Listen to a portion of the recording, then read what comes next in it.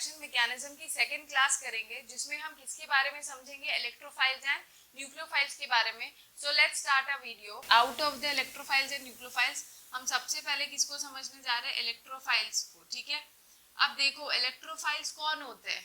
यहाँ पे अगर हम इसके नाम को देखें तो इलेक्ट्रो मीन्स क्या होता है, electro means electron and files मतलब क्या होता है, लविंग। तो इलेक्ट्रोफाइल्स कौन होते हैं, इलेक्ट्रॉन लविंग। या फिर जहां पे भी इलेक्ट्रॉन रिच स्पीशीज अगर प्रेजेंट होगा तो इलेक्ट्रोफाइल्स क्या करते हैं, वहां पे जनरली बहुत इजीली अटैक कर लेते हैं। ठीक है, तो इसका मतलब क्या है, इससे हम एक और कंक्लूजन निकाल सकते हैं, दैट मीन्स कि ये क्या होते होंगे, इलेक्ट्रॉन डेफिशिएंट स्पीशीज है। ठीक है, तो ये इलेक्ट्रॉन लविंग होते हैं, दूसरा they are electron deficient species. ठीक, अब देखो हम इसके कुछ पॉइंट्स पे गौर करेंगे। सबसे पहला पॉइंट ये है कि positively charged species having incomplete octet, जो पॉजिटिव जिस भी स्पीशीज पे पॉजिटिव चार्ज तुम्हें दिखे और उसका ऑक्टेट अगर इनकम्प्लीट होगा तो उसे भी हम लोग क्या बोलते हैं, इलेक्ट्रोफाइल्स। ठीक है, तो पहला पॉइंट क्या है, positively charged species having incomplete octet, having incomplete octet। ठीक है, अब यहाँ पे कुछ एग्जांपल्स हैं, वो एग्जांपल्स क्या है देखो, H plus, Cl plus, Br plus, फिर हो गया R प्लस, फिर होगा RCO O प्लस, देन आता है हमारा NO प्लस, देन NO2 प्लस, देन SO3H प्लस एक्सेट्रा।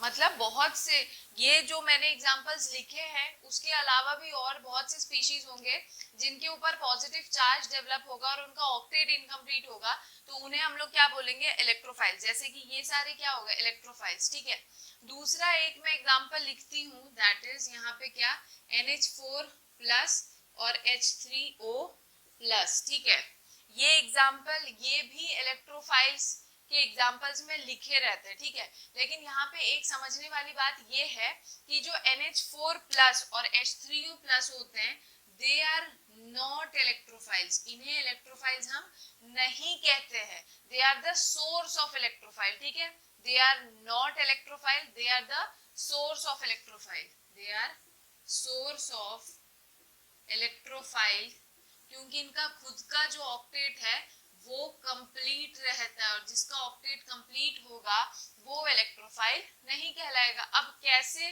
हम इसे सोर्स ऑफ इलेक्ट्रोफाइल कहते हैं उस चीज को समझो। देखो अब एक और पॉइंट यहाँ गौर करने वाली बात ये है कि हमने अभी क्या पढ़ा था कि positively charge species having incomplete octet को क्या बोलोगे, इलेक्ट्रोफाइल। तो जनरली बच्चे क्या करते हैं कि अगर उन्हें कोई पॉजिटिवली चार्ज स्पीशीज दिख जाए तो और अगर पूछा जाए कि इलेक्ट्रोफाइल होगा तो वो हाँ ही बोलते हैं। ठीक है, लेकिन ऐसा जरूरी नहीं है। जैसे कि तुमने ये दो एग्जांपल्स देखे, तो ये दो एग्जांपल्स क्या है, इनके ऊपर पॉजिटिव चार्ज डेवलप है लेकिन इनका फिर भी ऑक्टेट कंप्लीट है, ये इलेक्ट्रोफाइल्स खुद नहीं होते, ये सिर्फ इलेक्ट्रोफाइल के सोर्स है। ठीक है, तो यहाँ से एक पॉइंट और कंक्लूड कर सकते हो कि all positively charged species are not electrophile. मतलब ये आंख बंद करके मत सोच लेना कि जितने भी पॉजिटिवली चार्ज स्पीशीज है सभी के सभी क्या होते हैं, इलेक्ट्रोफाइल्स। तो ये पॉइंट याद रखो, all positively charged species are not electrophile. ठीक है, जैसे कि एग्जांपल बता ही दिया, NH4 प्लस H3O प्लस। ठीक है, अब हम समझेंगे क्यों हम इन्हें सोर्स ऑफ इलेक्ट्रोफाइल कहते हैं। देखो अगर हम NH4 प्लस में नाइट्रोजन का इलेक्ट्रॉनिक कॉन्फ़िगरेशन लिखे तो क्या होगा, 1s2 2s2 2p3।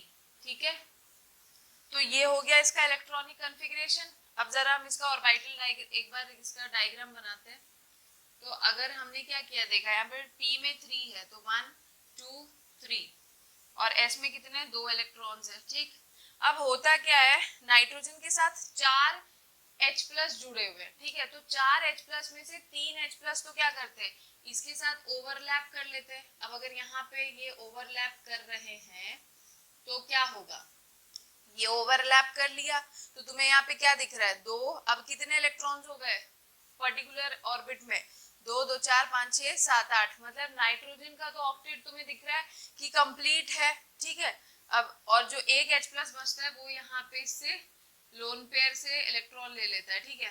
तो अगर तुम देखो तो 2 2 4 5 6 7 8 नाइट्रोजन का ऑक्टेट यहाँ पे कंप्लीट है। तो अगर किसी का ऑक्टेट कंप्लीट है तो हम उसे तो इलेक्ट्रोफाइल नहीं कहेंगे, ठीक है। लेकिन फिर हम इसे सोर्स ऑफ इलेक्ट्रोफाइल क्यों कहते हैं? तो रीजन ये है, देखो NH4 प्लस अगर डिसोसिएट करे किसी भी रीजन से या फिर अगर हम उसे एक्वस फॉर्म में ले तो क्या होता है कि NH4 प्लस डिसोसिएट करता है किसमें? NH3 प्लस H प्लस में निकलता है, ठीक है। और उसी तरीके से अगर हम H3O प्लस को ले एक्वस फॉर्म में या फिर डिसोसिएट कराए तो ये किसमें टूटता है? H2O प्लस H प्लस में, ठीक है। तो अब तुम्हें यहाँ पे क्या दिख रहा है? अगर NH4 प्लस H3O प्लस पूछा जाए कि एक्वस मीडियम में है तो क्या वो इलेक्ट्रोफाइल की तरह बिहेव करेगा? तो आंसर होगा यस। अगर एक्वस फॉर्म में नहीं है या डिसोसिएट नहीं करवाया जा रहा है तो वो इलेक्ट्रोफाइल्स कंसिडर नहीं किए जाते, ठीक है। तो they behave as source of electrophile only when they are present in aqueous form और they are dissociated by any condition. समझ आ रहा है? अब देखो क्योंकि इन्होंने एक्वस फॉर्म में क्या किया, दोनों ने H प्लस को लिबरेट कराया और H प्लस हमें पता है कि क्या है, इट इज एन इलेक्ट्रोफाइल, हमें यहाँ पे दिखा। तो क्योंकि एक्वस फॉर्म में H प्लस को लिबरेट कर रहे हैं, H प्लस को लिबरेट कर रहे हैं, इसीलिए इन्हें हम लोग क्या बोलते हैं? They are source of electrophile, ठीक है। They are source of electrophile, ठीक। अब देखो एक बात और समझने की है, जनरली बच्चे क्या समझते हैं कि जो पॉजिटिवली चार्ज स्पीशीज होते हैं उन्हीं को हम लोग क्या बोलते हैं? इलेक्ट्रोफाइल बोल देते हैं। लेकिन एक और कंडीशन है जो तुम्हें याद रखना है, अगर किसी को इलेक्ट्रोफाइल बनना है, किसी स्पीशीज को अगर इलेक्ट्रोफाइल बनना है तो उसे इलेक्ट्रॉन एक्सेप्ट करना है। अब इलेक्ट्रॉन एक्सेप्ट करने के लिए उसके पास क्या होना चाहिए? खाली ऑर्बिट भी तो होना चाहिए, तभी तो वो इलेक्ट्रॉन एक्सेप्ट करेगा। अगर किसी को बुला रहे हो और रखने की जगह ही नहीं है तो उसे रखोगे कहाँ? तो सेम यहाँ पे इस वजह से भी NH4 प्लस और H3O प्लस को हम लोग क्या बोलते हैं कि इलेक्ट्रोफाइल नहीं है, क्योंकि इनके ऑर्बिट ही खाली नहीं है, इनके पास कोई वेकेंट ऑर्बिटल नहीं है। तो यहाँ से क्या समझोगे कि for a species to behave as electrophile it must have a vacant orbital present. समझ आ रहा है? तो ये पॉइंट भी इंपॉर्टेंट है। For a species to behave as electrophile it must have vacant orbital, it must have vacant orbital। ये बहुत इंपॉर्टेंट पॉइंट है, यही दो पॉइंट तुम लोगों को याद रखने हैं, ठीक है। यहाँ पे वेकेंट ऑर्बिटल नहीं था, इस वजह से भी इन लोग को इलेक्ट्रोफाइल नहीं कह रहे थे। जैसे H3O प्लस में ऑक्सीजन का लिख लो वैलेंसी इलेक्ट्रॉनिक कॉन्फ़िगरेशन, तो क्या होगा 1s2 2s2 2p क्या हो जाएगा 4, ये हो गया। अब अगर देखो इसका डायग्राम बनाओ, S में कितने 2 और P में कितने हैं 4, 1 2 3 4, ठीक है। और लगने कितने हैं हाइड्रोजन 3 H प्लस लगने, तो 2 तो यहाँ पे लग जाते हैं, ओवरलैप कर जाते हैं, ठीक। और जो एक बचा होता है वो इसका लोन पेयर लेके अपनी वैलेंसी को क्या करता है? कंप्लीट कर लेता है। तो अब अगर H3O प्लस में ऑक्सीजन को भी देख रहे हो तो इसकी ऑक्टेट कंप्लीट हो रहा है 2 2 4 5 6 7 8, इसके पास भी वेकेंट ऑर्बिटल नहीं है, इस वजह से भी they do not behave as electrophiles, ठीक है। तो ये था एक्सप्लेनेशन ऑफ इलेक्ट्रोफाइल का पहला पॉइंट, ठीक। अब देखो एक और पॉइंट है कि जितने भी फ्री रेडिकल्स होते हैं, ठीक है, जितने भी फ्री रेडिकल्स होते हैं वो भी इलेक्ट्रोफाइल्स होते हैं, ये मैंने पिछले वीडियो में भी बता रखा है। तो एक पॉइंट और है, all free radicals are electrophile. Example में देख लो H.Cl.Br.OH.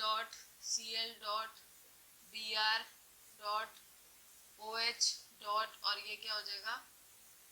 ये हमारा लास्ट एग्जाम्पल हो गया। अब देखो हमारा नेक्स्ट पॉइंट क्या है, अभी हमने क्या समझा कि जो जिन पे पॉजिटिव चार्ज होता है उन्हें जनरली हम क्या बोल देते हैं, इलेक्ट्रोफाइल्स। ठीक है, अब हमें नेक्स्ट पॉइंट ये समझना है कि जरूरी नहीं कि किसी पे पॉजिटिव चार्ज डेवलप है तो ही वो इलेक्ट्रोफाइल की तरह बिहेव करेगा। ठीक है, कुछ ऐसे न्यूट्रल स्पीशीज भी होते हैं, neutral species having incomplete octet।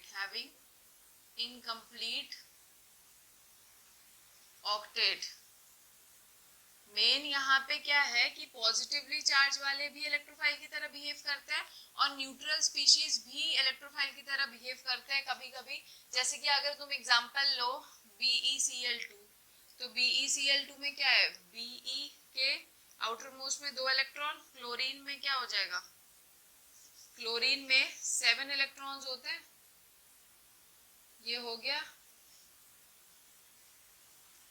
7 electrons बना लो। तो क्लोरीन का तो ऑक्टेट कंप्लीट हो रहा है, लेकिन बेरिलियम क्या है, इसका ऑक्टेट कंप्लीट नहीं हो रहा है। तो इसका ऑक्टेट कंप्लीट नहीं हो रहा है, भले ही न्यूट्रल स्पीशीज होता है ओवरऑल, फिर भी इलेक्ट्रोफाइल कंसीडर होते हैं। समझ आ रहा है? तो तुम्हें ऐसा देखना होगा कि कुछ ऐसे न्यूट्रल स्पीशीज भी होते हैं जिनका सेंट्रल एटम का ऑक्टेट नहीं कंप्लीट होता है, तो वो भी इलेक्ट्रोफाइल की तरह बिहेव करेंगे, सिर्फ पॉजिटिव वाले ही नहीं बिहेव करेंगे। ठीक है, तो पहला एग्जांपल हो गया BeCl2, BeF2, BeF2, BH3, then क्या हो गया हमारा BF3, देन AlCl3 भी होता है। मतलब एल्यूमिनियम जो सेंट्रल एटम है उसके आउटर मोस्ट में 3 इलेक्ट्रॉन होंगे, तो एक एक अगर क्लोरीन के साथ करेगा तो क्लोरीन की तो ऑक्टेट कंप्लीट हो जाएगी, लेकिन एल्यूमिनियम के पास 6 ही इलेक्ट्रॉन्स रहेंगे। तो 6 इलेक्ट्रॉन है सेंट्रल एटम के पास, मतलब ऑक्टेट कंप्लीट नहीं हुआ, तो इस वजह से ये भी क्या कंसीडर किया जाता है, इट बिहेव्स एज इलेक्ट्रोफाइल। हालांकि ये डाइमर बना के अपना ऑक्टेट कंप्लीट करता है, वो यहाँ पे हमें नहीं पढ़ना है। ठीक है, तो अब नेक्स्ट कैटेगरी आता है, कुछ ऐसे न्यूट्रल स्पीशीज होते हैं जिनका ऑक्टेट कंप्लीट होता है लेकिन फिर भी वो क्या करते हैं, इलेक्ट्रोफाइल की तरह बिहेव करते हैं। अभी तक तो हमने क्या पॉइंट्स पढ़े कि जो पॉजिटिवली चार्ज होंगे उनका इनकम्प्लीट ऑक्टेट होगा, वो बिहेव करते हैं इलेक्ट्रोफाइल की तरह। दूसरा, जो न्यूट्रल होते हैं उनका ऑक्टेट इनकम्प्लीट है, वो बिहेव करते हैं इलेक्ट्रोफाइल की तरह। मतलब अभी तक हमने वो पढ़ा जिसमें ऑक्टेट इनकम्प्लीट था, तो वो इलेक्ट्रोफाइल की तरह बिहेव कर रहे थे। अब हम ऐसे देखेंगे जो न्यूट्रल भी होते हैं, ऑक्टेट भी कंप्लीट होता है, लेकिन फिर भी दे बिहेव एज इलेक्ट्रोफाइल। ठीक है, तो neutral species having complete octet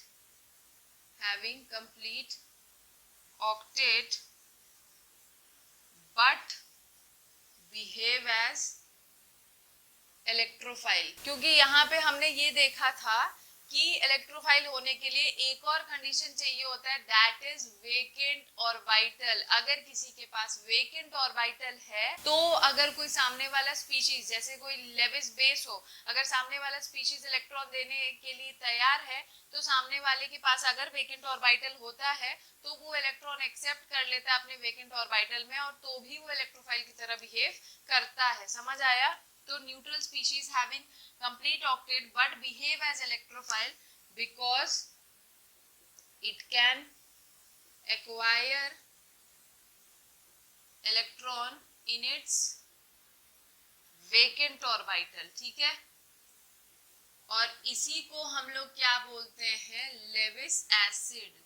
ठीक है, तो लेविस एसिड किसे कहते हैं, chemical species with an empty or vital that can accept electron from a Lewis base। ठीक है, जैसे कि एग्जाम्पल में अगर हम देखें, सुनो एग्जाम्पल देखोगे तो समझ आ जाएगा, SiF4 SiBr4। ठीक है, जैसे हम इसे देखें तो Si सिलिकॉन का कॉन्फ़िगरेशन क्या होता है, इसका 14 होता है एटॉमिक नंबर, तो 1s2 2s2 2p6 3s2 3p क्या हो जाएगा, 3p2 हो जाएगा। ठीक है, तो यहाँ पे अगर देखो तो इसके आउटर मोस्ट में कितना इलेक्ट्रॉन है, 4 होगा, 4 आउटर मोस्ट में इलेक्ट्रॉन है, तो 4 में चारों को इसने क्या किया, फ्लोरीन के साथ शेयर कर लिया।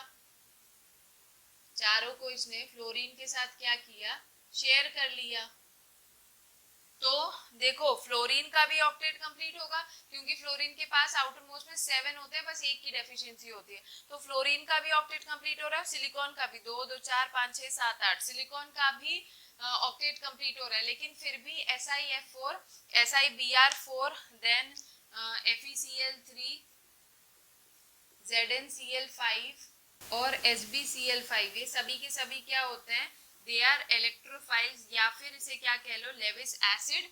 क्योंकि इनका ऑक्टेट कंप्लीट हो जाता है तो भी ये क्या करते हैं, सामने वाले से इलेक्ट्रॉन एक्सेप्ट कर लेते हैं क्योंकि इनके पास वेकेंट ऑर्बिटल होता है। जैसे कि सिलिकॉन में 3d इसका क्या है, वेकेंट ऑर्बिटल होगा, तो ये अपने इस वेकेंट ऑर्बिटल में इलेक्ट्रॉन एक्सेप्ट कर सकता है लेविस बेस से। समझ आया?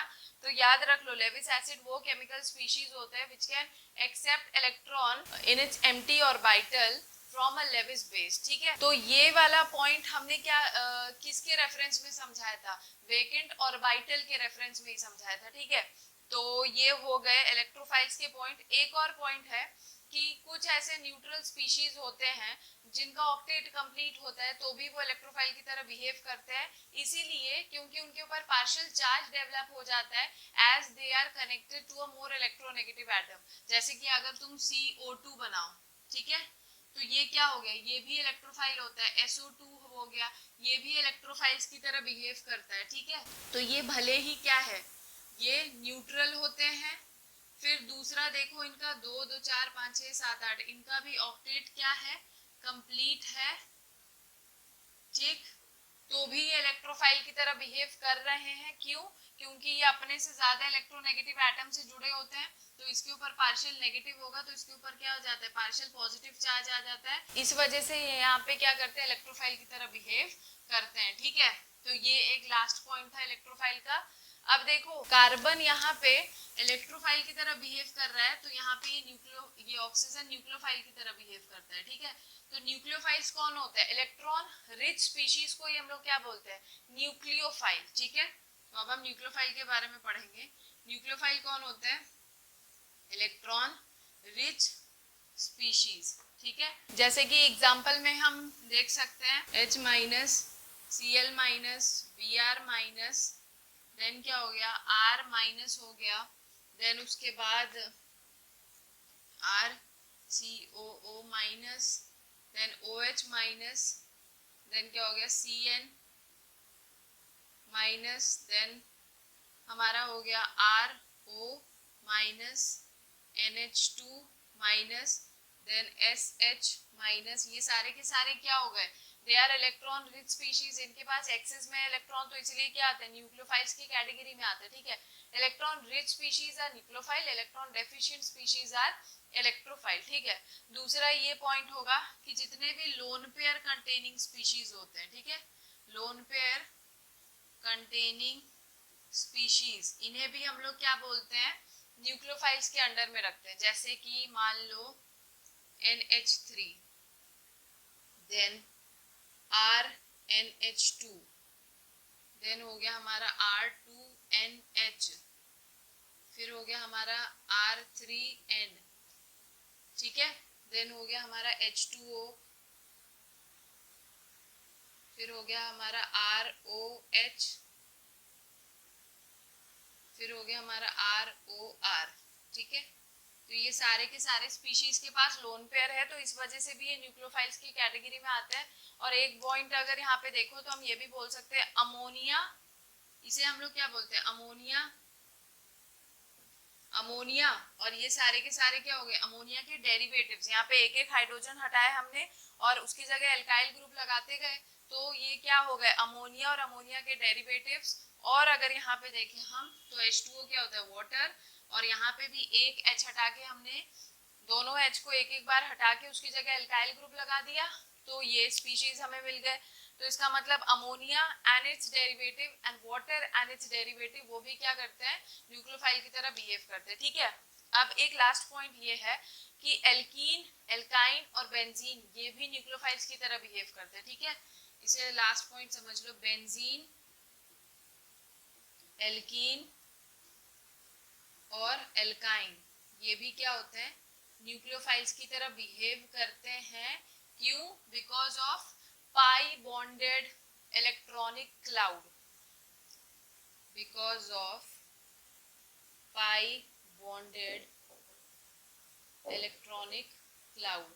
ये चीज पढ़ा होगा, सुना होगा कि एल्काइन, एल्कीन और बेंजीन ये सब क्या होते हैं, इलेक्ट्रॉन रिच स्पीशीज होते हैं, क्योंकि इनके पास पाई इलेक्ट्रॉनिक क्लाउड प्रेजेंट होता है। जैसे कि अगर बेंजीन का स्ट्रक्चर देखना चाहो तो बेंजीन में क्या होता है, इस तरीके से स्ट्रक्चर होता है, और हमें पता है कि इस स्ट्रक्चर में ऊपर नीचे सारे के सारे जगह पे क्या होता है, इलेक्ट्रॉनिक क्लाउड प्रेजेंट होता है।